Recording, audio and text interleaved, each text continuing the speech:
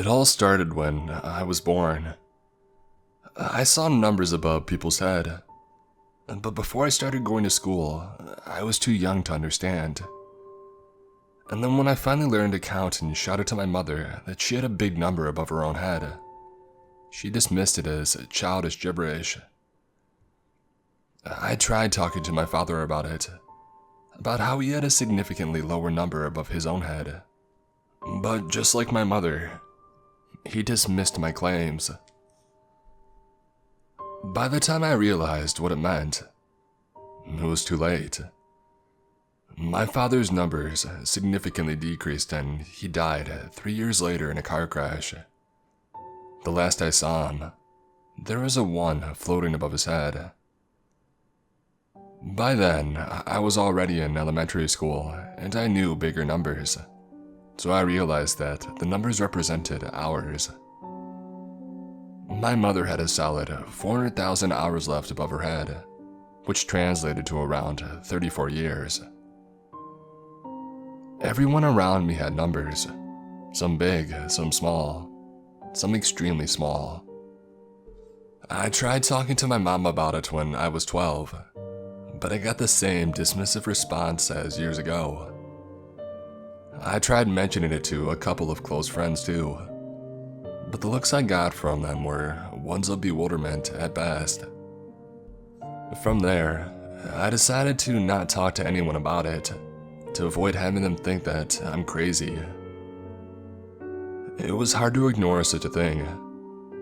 It was difficult going to your local shop and seeing the same elderly shopkeeper with the number 12,000 above his head, and seeing that number decrease every day you came to buy something, until one day, he was no longer there. It was confusing seeing the number 300 above your math teacher's head, and then one day, the principal coming into the classroom to tell everyone that Mrs. Withers died from a rare disease that she had. Most of all, it was difficult seeing the numbers decrease on your loved ones' heads, while they seemed to be completely oblivious to it. When I got to the age of 15, I tried stopping deaths of other people, whether they were relatives or strangers. More often than not, they would refuse to listen to me, so I started using cunning tactics, like occupying them before their death. In my mind, if I got them to be elsewhere, rather than wherever they were supposed to be at the time of their death, I could save them. Nothing ever worked and they always died, no matter what I tried. So I not only failed in saving them, but I also traumatized myself by seeing some of them die right in front of me. At the age of 17, I broke down and I talked to my mother one more time about it. I expected her to dismiss my claims again, but she just silently listened to me instead. When I told her about the numbers and about how I can tell when people will die, about how I saw Dad's numbers before he died, she tried finding a logical explanation. I knew that the only way to convince her that this wasn't imaginary was to prove it to her. We went out and I saw an old lady with the number 37 above her head. I stopped her and I asked her what her name was. She told me her name was Julian Bellick, albeit with some skepticism in her tone, and my mother intervened to apologize for my behavior.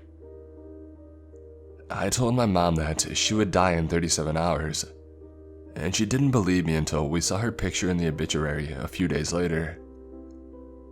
Although in denial at first, my mother believed me eventually and accepted that what I had couldn't be explained by science. When she asked about the numbers above her own head, I told her, and she seemed content after calculating them. When she asked me about the numbers above my own head though, I hesitated. I didn't see any numbers above my own head. Even when I looked in the mirror, I saw other people's numbers, but not my own.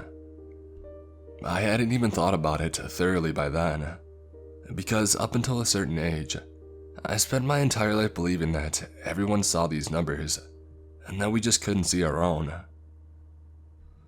My mother told me to keep this to myself because others wouldn't believe me, or they would try to harm me.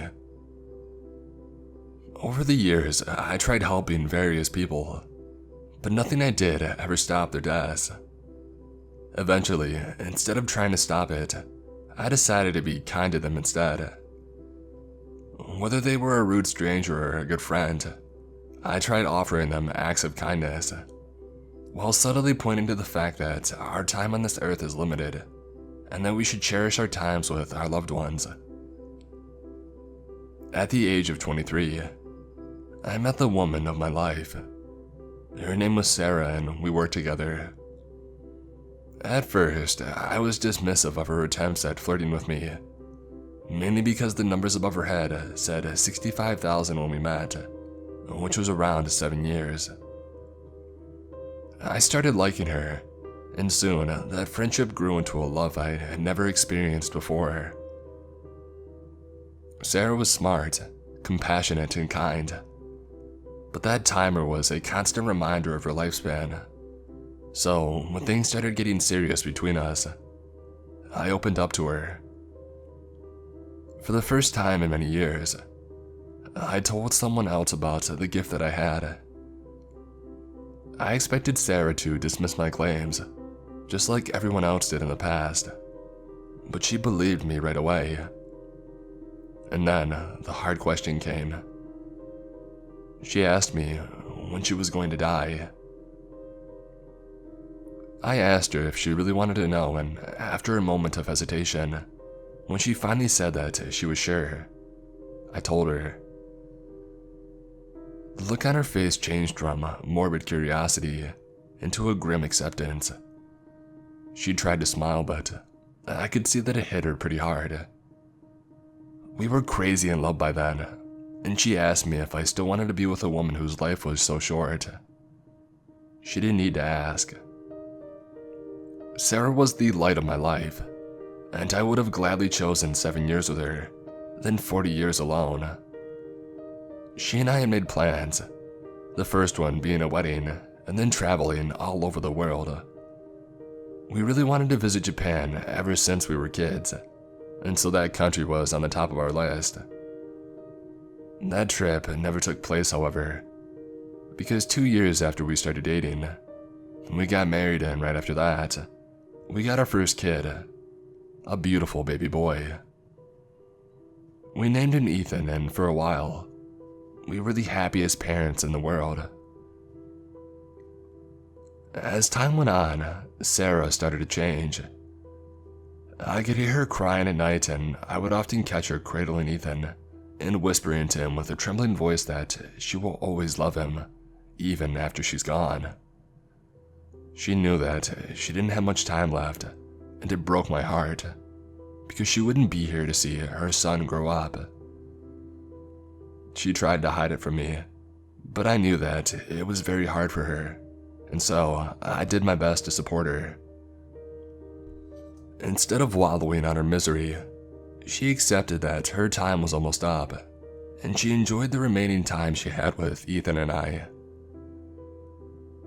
On the night when she was supposed to die, and a number 4 mockingly flashed above her head, the house was extremely quiet. She tucked our son into bed and kissed him goodnight, reminding him how much she loved him and how she'll be watching over him. She watched him sleep for a while, and after that, she came back to our bed. We made passionate love one final time and spent the night cuddling. Sarah asked me what she was afraid to ask this whole time.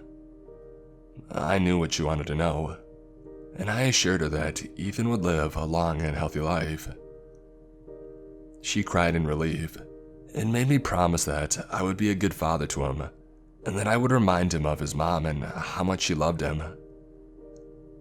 I choked back on my tears and promised, as I hugged her tightly. We fell asleep like that. When I woke up, Sarah was on her back, pale, her lips dry. Upon touching her, I realized that she was cold as ice.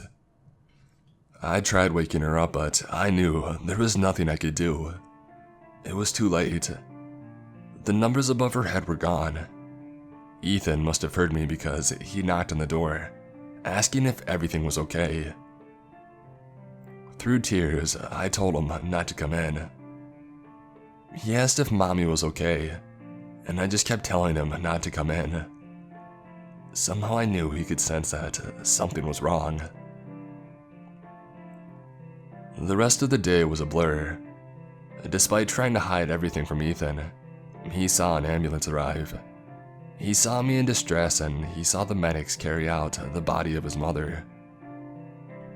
Sudden arrhythmic death syndrome, they said, but I knew that it had not been that. Something else would have happened. Car crash, murder, accident in the kitchen. No one could escape their fate. 4 years later, I did my best to uphold my promise and raise Ethan the way Sarah would have wanted. Things had been hard without her. I thought about her every day, and it was difficult trying to explain to a boy why most of his school friends had both parents, where he's only had one. I didn't get back into dating all those years either. The mere thought of dating another woman repulsed me, even though I know Sarah would have wanted me to be happy. I know it probably sounds stupid, but my entire world revolved around Ethan after my wife passed on. And then one day on a Saturday, I was making pancakes for Ethan. I noticed that he was a little quiet. When I asked him what was wrong, he said that his friends Matt and David called him a liar. I asked him why they would do that and nearly choked on my piece of bacon when he told me that he can see numbers above people's head, but no one believed him. He didn't yet know what it meant, and I did my best to stay calm. I promised him that I would explain everything to him when he was older. I told him that he had a very special gift like a superhero, but that he was too young to use it, and that in the meantime, he shouldn't tell anyone about it, otherwise he would be in danger. He didn't ask me about the numbers again after, but I figured he probably deciphered them on his own when he grew up. Years later, Ethan had become a grown man and moved out, finished college and found a decent job. He was dating a nice girl and he planned on proposing to her. I was as happy and proud as a father could be. And then one day he called me and said that he needed to talk to me about something. He said that it was important, and that he couldn't talk over the phone. I invited him over, and as soon as he was done with work, he came over. Right away, I could tell by the grievous look on his face that something was wrong, even though he tried hiding it. When I pressed him to tell me, he broke down and told me how he knew everything about the numbers. He said he tried saving other people, but he failed every time. In that moment, he reminded me of myself so much, back when I was younger.